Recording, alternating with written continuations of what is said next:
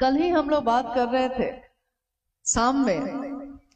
साहब अक्सर एक घटना बताते, क्योंकि हर बात को, अध्यात्म के गूढ़ रहस्य को भी उन्होंने इतने सरल ढंग से समझाया है जिसकी व्याख्या, जिसके बारे में उदाहरण किताबों में नहीं मिलते, शास्त्र में नहीं मिलते, लेकिन हमारे आपके जीवन में मिलता है।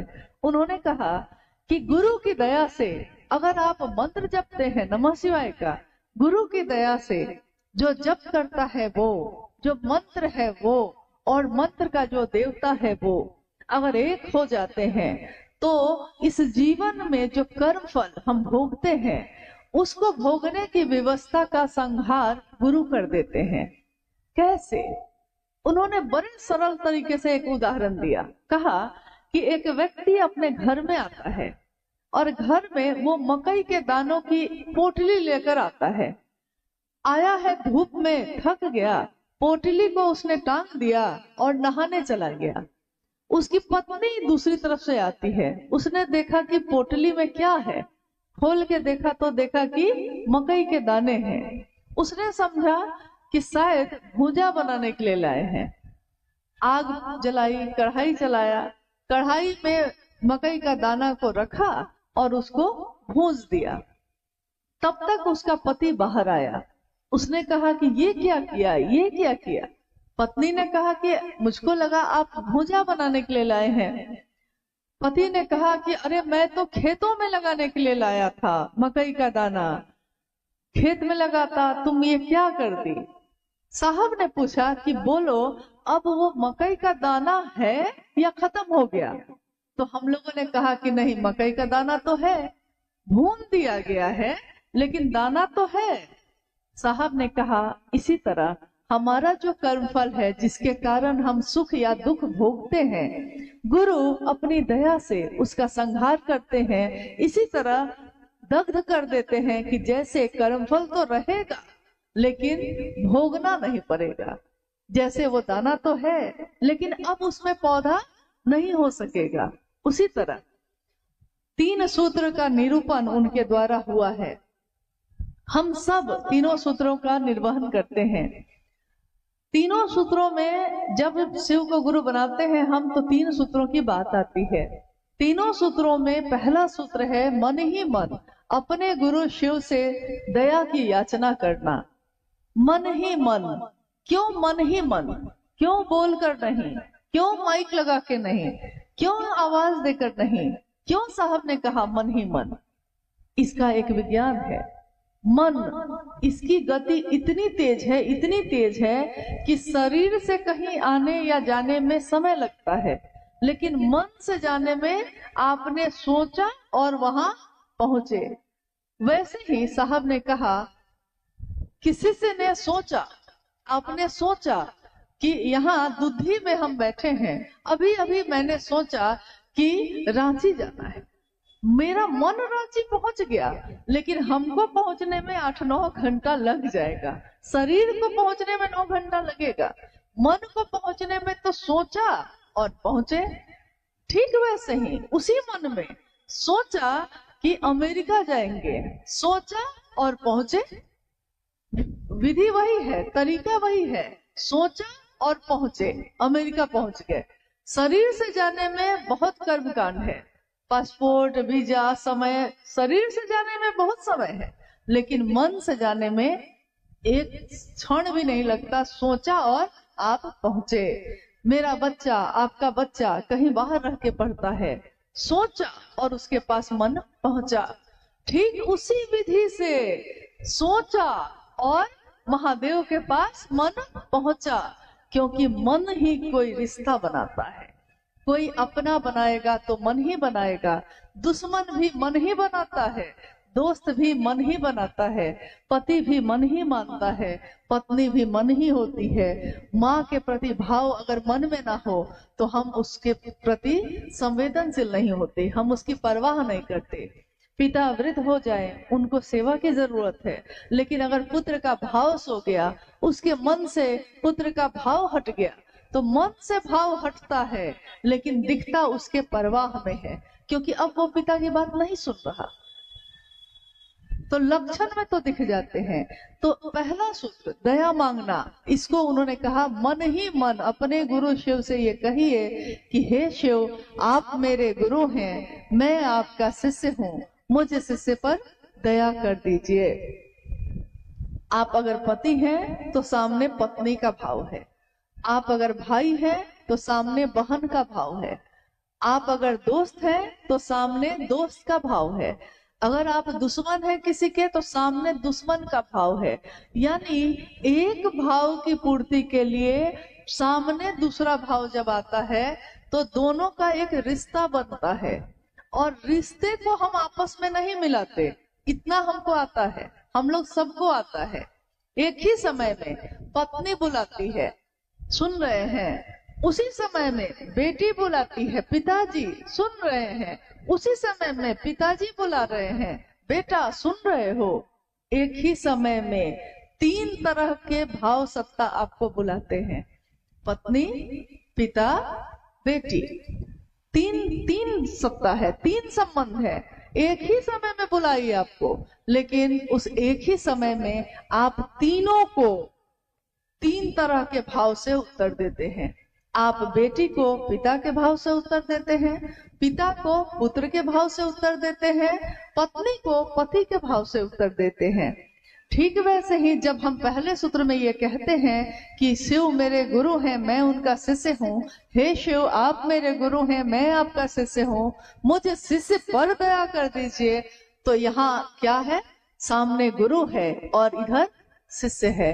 गुरु और शिष्य में जिस तरह हम और रिश्तों में एक दूसरे से रिश्ता नहीं मिला देते, कोई मिलावट नहीं करते, हम उस रिश्ते के प्रति ईमानदार होते हैं, वैसे ही गुरु और शिष्य परंपरा में भी, गुरु और शिष्य के रिश्ते में भी कोई मिलावट नहीं हो सकती। ईमानदारी, एक निष्ठता, इसमें एक ही चीज मांगी गई है, एक निष्ठता, अस्थाई शिष्य भाव। यानी एक ऐसा रिश्ता जो बदलेगा नहीं।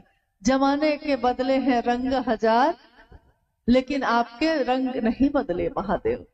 जब दुनिया के रंग बदलते हैं, दुनिया के मौसम बदलते हैं, दुनिया का सत्य बदलता है, दुनिया की सुंदरता बदलती है, लेकिन ना तो महादेव का सत्य बदलता है, ना तो महादेव की सुंदरता बदलती है। इसीलिए शिव को कहा गया शिवम सत्यम, सत्य कहा गया, सत्यम शिवम सुंदरम। सत्य कौन है तो शिव है। शिव यानी जो समस्त शक्तियों का निधि अगम है, जो ज्ञान का निधि अगम है, वो कौन है, शिव है। कौन है जिसकी सुंदरता का क्षय नहीं होता, जिसकी सुंदरता कभी नहीं बदलती, हमेशा एक जैसी रहती है, वो शिव है। आज गुलाब का फूल खिला है, सुंदर है, कल मुरझा जाता है, गिर जाता है। आज उसकी सत्यता ये है कि वो सुंदर है, लेकिन कल उसका सत्य बदल जाता है, कल वो मुरझा गया है। आज हम जवान हैं तो हमारा ये सत्य है, लेकिन 5-10 वर्षों के बाद हमारा सत्य बदल जाएगा, हम वृद्ध हो जाएंगे। आज मेरी जो सत्यता है बोलने की आपके लिए, आज मेरा मन कहता है कि आप मेरे सबसे अपने हैं। किसी तीसरे ने आके कुछ कह दिया, तुरंत ही तत्क्षण कुछ समय के बाद ही मेरा सत्य बदल जाता है। आज आपसे खूब दोस्ती है और कोई तीसरा कुछ कह दिया है तो अगले दिन उसी से खूब दुश्मनी है। आज का सत्य कल बदल गया, लेकिन महादेव का सत्य कभी नहीं बदलता। हम सब ने उस महादेव को अपना गुरु बनाया है। 3 सूत्रों का निर्वहन हम करते हैं। दूसरे सूत्र में शिव की चर्चा करते हैं, चर्चा करते भी हैं और सुनते भी हैं। चर्चा परिचर्चा में बदल जाती है, कोई एक बोलना शुरू करता है और दूसरा भी बोलता है, कोई सुनता है, कोई बोलता है। महादेव शरीर में नहीं दिखते, लेकिन हमारे आपके माध्यम से ही वो एक दूसरे में ज्ञान का संचरण कर रहे हैं। हमारे अंदर की जो बात है, जो मन है, वो बदल रहा है। हम पहले भी थे, हम आज भी हैं। पहले हम अपने लिए रोते थे, पहले हम अपने घर के कोने में छुप के रोते थे, और आज हमारे पास रोने का भी समय नहीं, क्योंकि महादेव के भाव से मन भरा हुआ है। तो जब महादेव मन में हो तो दुनिया के दुख, दुनिया की परेशानी असर नहीं डालती। अगर महादेव मन में भारी हैं तो बाकी रिश्ते हल्के हो जाते हैं। महादेव तो मेरे साथ है ना, सबने साथ छोड़ दिया, कोई बात नहीं, महादेव तो मेरा है ना। मेरा महादेव अगर मेरा है, अगर राजा ही अपना है तो उसका पूरा राज्य भी अपना होता है। लेकिन अगर राजा ही ना हुआ, वो महादेव ही मेरा ना हुआ, तो दुनिया का क्या है, वो तो कभी अपनी होती है कभी पराई होती है। लेकिन शिव की चर्चा, साहब ने हमेशा कहा, शिव की चर्चा चाहे एक व्यक्ति दूसरे व्यक्ति से करे, चाहे समूह में करे, लाखों की भीड़ में करे, लेकिन शिव की चर्चा करने वाले का उद्देश्य एक ही होता है, इहलौकिक मनसा एक ही होती है कि वो शिव स्वयं भी शिव का शिष्य बने, और जिससे वो बात कर रहा है वो भी शिव का शिष्य बने। स्वयं और समूह दोनों को शिव भाव से जो भर दे, शिव की चर्चा वही होती है। अगर किसी की बात सुनकर हम 2 कदम महादेव की तरफ बढ़ा देते हैं तो शिव चर्चा की सार्थकता है। लेकिन अगर मजमा जमा हो गया, भीड़ तो हो गई, लेकिन मेरे मन में महादेव नहीं भरे, मेरे दिल में महादेव नहीं धर के, तो उस शिव चर्चा का कोई परिणाम नहीं है। शिव की चर्चा शिव के लिए करना, ये संदेश है साहब हरिनानंद जी का। शिव को प्रणाम, शिव के लिए करना, निस्वार्थ मन से करना, ये तीनों सूत्रों का परिणाम तब भी है जब स्वार्थ के साथ करते हैं, कामना के साथ करते हैं। लेकिन इन तीनों सूत्रों का परिणाम बिना स्वार्थ के करने से भी कृतज्ञता ज्ञापित करने की ये विधि है। मेरे गुरु महादेव हैं, गुरु दक्षिणा देने का ये तरीका है। महादेव को ना आपके कपड़े चाहिए, ना आपका पैसा चाहिए, ना आपका फल फूल चाहिए, ना आपकी संपत्ति चाहिए, महादेव को तो भाव चाहिए। और हम भाव ही नहीं देते, बाकी सब चीज तो दे देते हैं, सारे आयोजन हो और भाव ही ना हो। भाव बहुत सूक्ष्म चीज है। जब हम आप इतना पकड़ते हैं तो महादेव तो सूक्ष्माति सूक्ष्म है, वो कितना पकड़ता होगा। आप बताइए, आप में से हम में से बहुत सारे लोग ऐसे हैं जो किसी के घर जाते हैं, कोई है अपना रिश्तेदार है, दोस्त है, परिचित है, पड़ोसी है, उसके घर आप जाते हैं, वो आपको खाना भी खिलाता है, वो आपका स्वागत बात भी करता है, लेकिन जब आप वहां से निकलते हैं तो आपका मन उदास रहता है। कभी कभी ऐसा हुआ होगा आपके जीवन के साथ, आपसे लोग पूछते हैं कि अरे तुम्हारा तो बड़ा इज्जत किया, तुम्हारे लिए तो बहुत स्वागत बात किया, लेकिन आप कहते हैं खाना तो खिलाया लेकिन भैया भाव नहीं था, मतलब अंदर से लगाव नहीं था, तो उसके यहाँ जाके हमको अच्छा नहीं लगा, अब दोबारा उसके यहाँ नहीं जाएंगे कभी। लेकिन इसी दुधि में जब 1998 की बात हो रही थी, एक झोपड़ी में एक गुरु भाई के साथ बैठे, शिव की चर्चा हो रही थी। उस झोपड़ी में क्या रहा होगा, एक छोटी सी झोपड़ी में कौन से महल होंगे, कौन से पलंग और संपत्ति रही होगी, लेकिन अगर भाव हो, भाव, अगर अपनापन का भाव हो तो बाकी कोई भी चीज ना हो तब भी रिश्ता गहरा होता है, तब भी हम उस व्यक्ति से बार बार मिलना चाहते हैं जिसने सिर्फ भाव दिया है आपको और उसके पास कुछ नहीं है। महादेव सूक्ष्माति सूक्ष्म है, परम सत्ता है, वो भाव मांगते हैं, और हम भाव, शिष्य का भाव अगर देते हैं तो वो गुरु हमारे अभ्युदय का भार भी उठाते हैं। आइए आज के इस शिव गुरु महोत्सव में अगर कोई जिज्ञासा आई है आपके द्वारा, क्योंकि हम लोग कोई विद्वान नहीं है, हम सब महादेव के शिष्य हैं, और उस रास्ते पे, जिस रास्ते पे चलने का संदेश साहब और दीदी ने दिया है, हम सब उस रास्ते पे चल रहे हैं। आप गुरु भाई हैं, गुरु बहन हैं, मैं भी एक गुरु बहन हूँ, मैं भी अपने गुरु के काम में जो भी मेरी सामर्थ्य है, निर्बल ही सही, कम ही सही, लेकिन जितना भी कर सकूं इसकी कोशिश करती हूँ। आप भी अपने जगह पे करते हैं, इसलिए हम भी आपसे कुछ सीखते हैं, आप भी हमसे कुछ सीखते हैं, लेकिन हम सबको सिखाने वाले मूल कर्ता, मूल गुरु शिव हैं।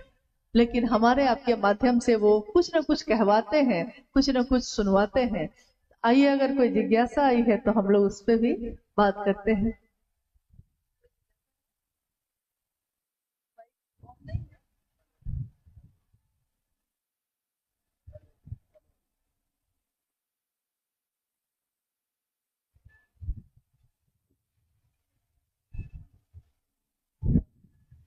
दे दीजिए, हम पढ़ लेते, आएगा तो दे दीजिए।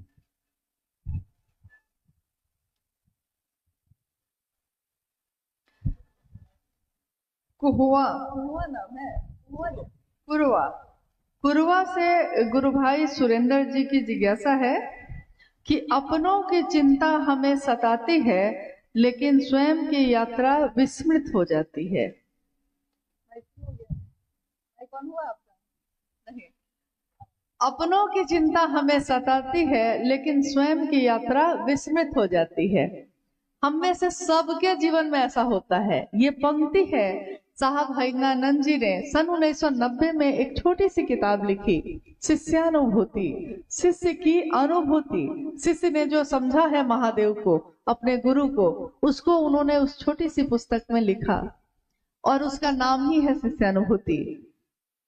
आज तक में सारी किताबों पे मूल्य लिखा होता है, 100 रुपया, 200 रुपया, 500 रुपया, 1000 रुपया मूल्य लिखा होता है। हर चीज पे, जो चीज बाजार में मिलती है, जो किताबें छपती हैं, उस पे पैसा के रूप में मूल्य लिखा होता है। लेकिन शिष्यानुभूति आप में से किसी के पास है? किसी के पास शिष्यानुभूति है? आपने उसके पीछे देखा होगा, मूल्य जो लिखा हुआ है वो देखा है? मूल्य क्या है? आपका शिव से होना।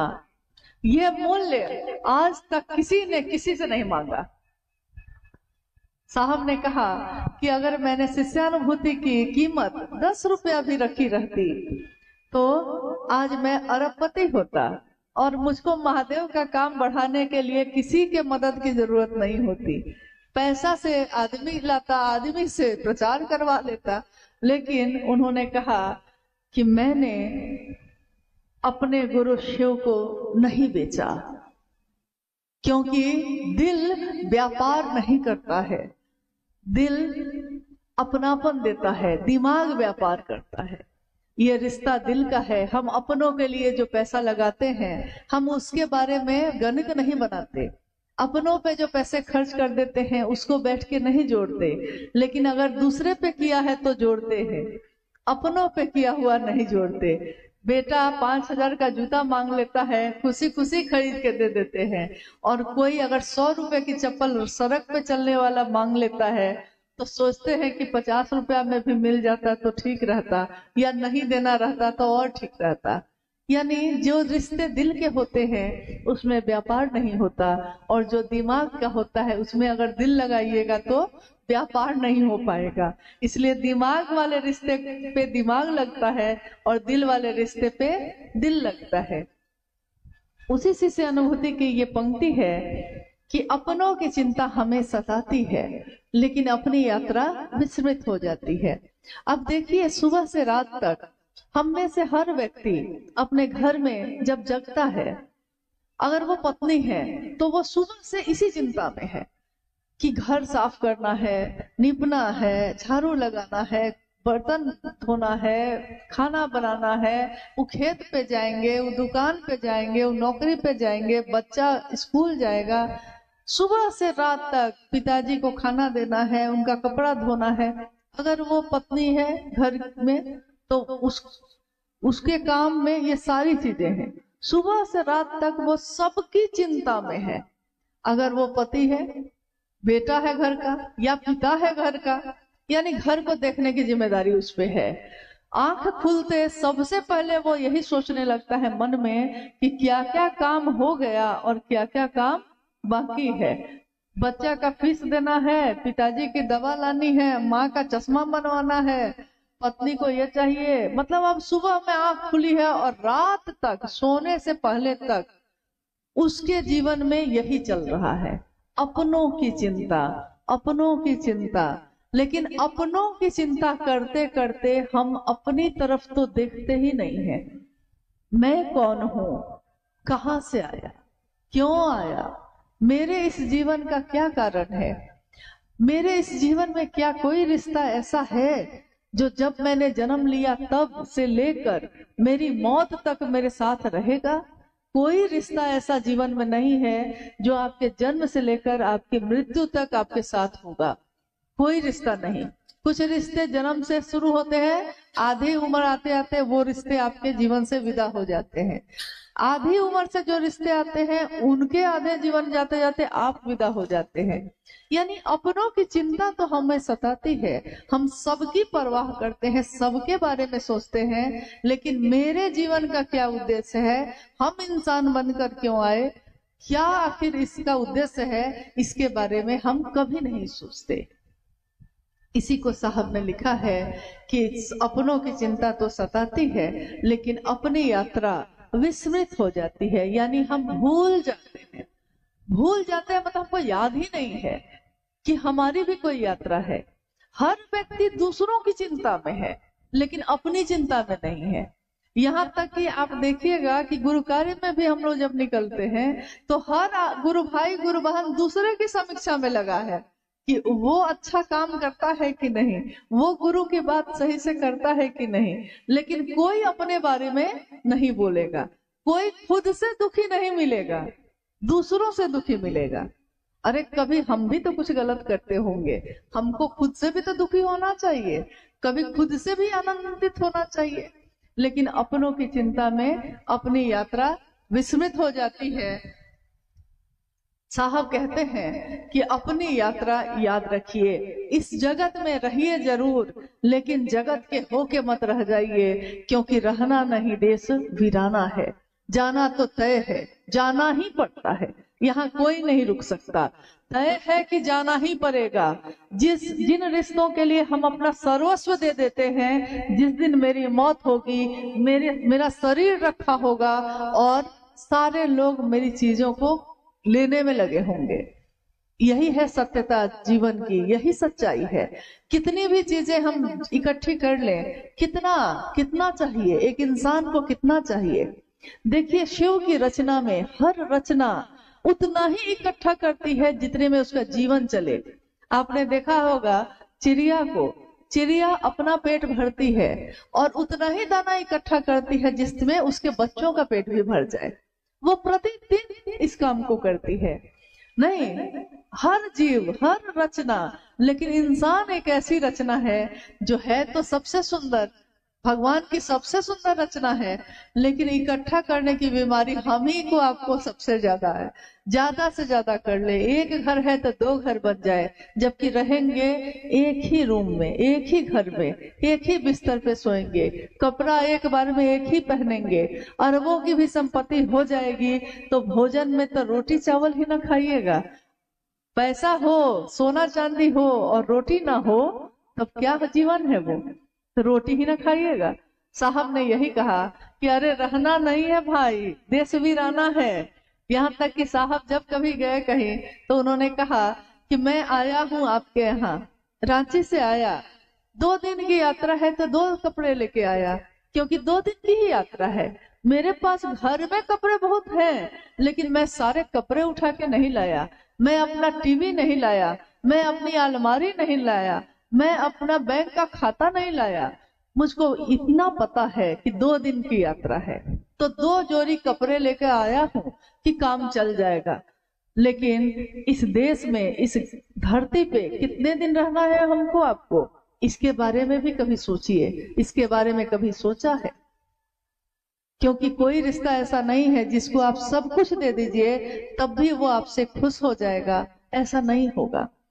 10 दिन आपने किसी के लिए कुछ किया, खूब खुश होगा, 1 दिन नहीं करके देख लीजिए, सारी खुशी खत्म।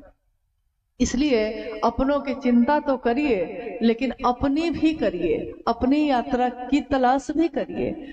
गुरु शिव है, रास्ता वो दिखा देते हैं कैसे जीना है। जैसे हर चीज के लिए हम ज्ञान लेते हैं, जीवन जीने की कला भी गुरु सिखाते हैं, जीवन को कैसे जिया जाता है। अरे मुरझा के चेहरे को नीचे करके जीना भी कोई जीना है? अरे जीना है, जीवन छोटा हो लेकिन उसमें रोशनी हो, उसमें चमक हो, उसमें आनंद हो। 100 साल का जीवन हो लेकिन रोज मर मर के जीते हैं, उससे बेहतर है कि 2 दिन का ही जीवन हो। देखा होगा आपने खेत में जब कोई लकड़ी गीली होती है, गीली लकड़ी अगर उसको जलाइए, भींगी हुई लकड़ी उसको जलाइए, लकड़ी बहुत बड़ी है, भींगी हुई है, तो उसको जलाइएगा तो देखिएगा कि धुआं निकल रहा है, थोड़ा थोड़ा जल रहा है, लेकिन पता नहीं कब तक जलता रहेगा। रोशनी भी नहीं दे रहा है, आग की धाह भी नहीं मिल रही है, जल भी रहा है, जल के भी नहीं जल रहा है। तो गीली लकड़ी सा जीना भी कोई जीना है। अरे जीना है तो जल फूसो सा। फूस मतलब, फूस जानते हैं ना आप, पुआल के तरह का जो होता है, उसको थोड़ा सा रखिए और उसमें आग लगाइए जरा, जलता है तुरंत, जलेगा तुरंत, बुझ भी जाता है, लेकिन क्षण भर में ही भू से अंबर तक उसकी रोशनी हो जाती है, इतना तेज जलता है। जीवन तो एक ही मिला है, इस जीवन को हम ऐसे जिए, ऐसे जिए कि किसी से बात कर लें तो वो महादेव को न भूले। हमको याद भी रखेगा तो क्या फायदा होगा, लेकिन महादेव को याद रखेगा तो उसको जीने की कला आ जाएगी। महादेव कैसे रहते हैं? न्यूनतम व्यवस्था में। उनकी तस्वीरों में हम देखते हैं चट्टानों पे बैठे हैं, दिगंबर बने हुए हैं, बाघ का चर्म लपेटे हुए महादेव परम शांति की प्रतिमूर्ति है। महादेव न्यूनतम व्यवस्था में भी सुखी रहा जा सकता है, ये सिखाते हैं अपने आचरण से। गुरु आचार्येंद्र भी होते हैं, गुरु अपने आचरण से, अपने जीवन से सिखाते हैं। जब हमारे जीवन में कोई आपदा आई, उस समय थोड़ी समय के लिए हमारा मन समझा इस बात को। जब कोरोना आया था, ज्यादा पुरानी बात तो नहीं है ना, कोरोना जब आया था तो हम लोग अपने अपने घरों में बंद हो गए थे कि नहीं? और घर में उस समय क्या था? जो चावल, जो दाल, जो सब्जी थी, मार भात खाकर भी गुजारा कर लिया, खुशी खुशी किया और सोचते रहे कि जीवित बच जाए, बस जीवन बच जाए। वही कपड़ा साल भर पहन लिए हम लोग, जो हर कुछ दिन के बाद कपड़ा खरीदने कोई न कोई जाता है, लेकिन उस समय उतने ही कपड़े में साल भर का जीवन जी लिया, उतने ही अनाज में साल भर भोजन कर लिया, और उतने ही बड़े घर में सारे घर के सदस्य, अगर रोटी नमक भी मिल गई तो खुशी खुशी महादेव को धन्यवाद दिया कि महादेव आपकी दया से हम जीवित हैं और आपकी दया से ये रोटी कम से कम मिल रही है।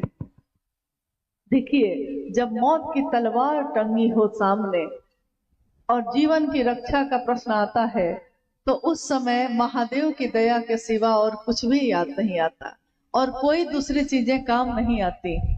तो न्यूनतम यानी हमको आता है, कम से कम में भी सुखी रहा जा सकता है, मन आनंदित होता है, मन सुखी होता है। शिव को अपना बनाकर हमारा जीवन शिवमय हो, आनंदित हो, यही चाहा है साहब हरिनानंद जी ने। और यही कहा भी कि मैं नहीं जानता कि शिव के बिना आपकी दशा और दिशा कैसी होगी। मैं नहीं जानता कि शिव के बिना इस दुनिया की दशा और दिशा कैसी होगी, लेकिन ये मैं जानता हूं कि शिव के साथ ये मानवता सबल होगी, सुवासित होगी, सुदृढ़ होगी, ये मैं जानता हूं। तो महादेव के साथ हम चले, अपनी चिंता भी करें, इसकी कोशिश करनी है। कोशिश नहीं, तय करिए कि सबकी चिंता करेंगे लेकिन अपनी भी करेंगे, सबको खुश करेंगे लेकिन खुद को भी खुश करेंगे, सबके लिए सोचेंगे, खुद के लिए भी सोचेंगे। ये तो आपके हमारे हाथ में ही है।